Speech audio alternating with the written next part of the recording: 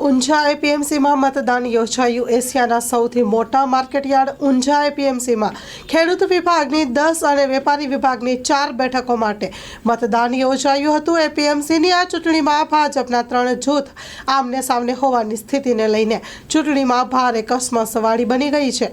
ચૂંટણીમાં જીત મેળવવા માટે ભાજપના 3 જૂથ મરણિયા બન્યા હોય તે પ્રકારની સ્થિતિ ચૂંટણીમાં પ્રચારમાં જોવા મળી હતી। Story report by Mayur Pandya.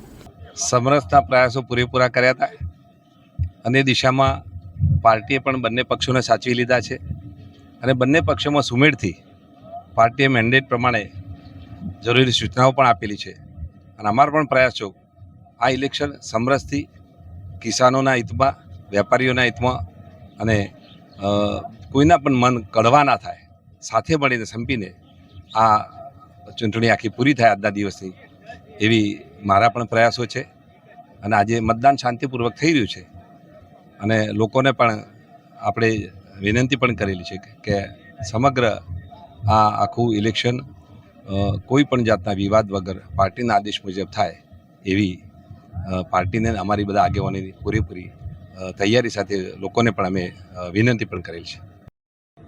Unjha APMC એશિયાનું મોટામાં મોટું માર્કેટ છે અને સ્વાભાવિક છે કે સમગ્ર દેશની અને મીડિયા જગતની નજર આજે આ ચૂંટણી પ્રક્રિયા ઉપર ધ્યાન કેન્દ્રિત થયેલું છે।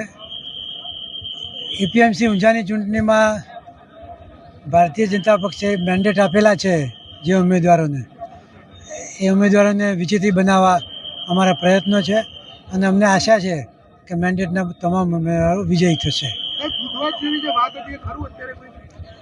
દરેક પક્ષમાં ક્યાંક થોડું તો એવું રહેવાનું, પરંતુ અમે બધા ભારતીય જનતા પક્ષના જ છીએ। ચૂંટણી પૂરી થયા પછી બધું સાથે જ મળીને આગળ કામ કરવાના છીએ। મહેસાણા જિલ્લો જે રાજકારણમાં તો ફેમસ છે, તેવી જ રીતે મહેસાણા જિલ્લામાં ઊંઝામાં આવેલું છે એપીએમસી। એપીએમસીમાં પૂરા એશિયા ખંડમાં ગણાતું સૌથી મોટામાં મોટું એપીએમસી એટલે ઊંઝા, જેમાં મહેસાણા જિલ્લામાં આવેલ ઊંઝા તાલુકામાં એપીએમસીમાં ખાતે ચૂંટણીનું મતદાન યોજાઈ રહ્યું છે।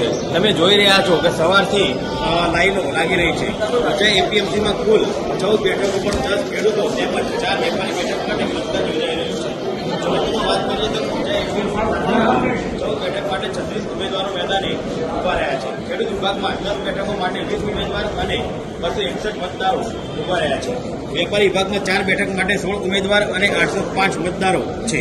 સંપૂર્ણ સૌહાર્દપૂર્ણ વાતાવરણમાં ચૂંટણી યોજાઈ રહી છે। ખૂબ જ રસાકસી જામી હોય તેવું દેખાઈ રહ્યું છે। ભાજપ દ્વારા ખેડૂત વિભાગમાં 10 તથા વેપારી વિભાગમાં 4 ઉમેદવારોને પાર્ટીનો મેન્ડેટ આપવામાં આવ્યો છે। આવતીકાલે ચૂંટણીનું પરિણામ યોજાવાનું છે। મયુર પંડ્યા, મા ન્યૂઝ, મહેસાણા।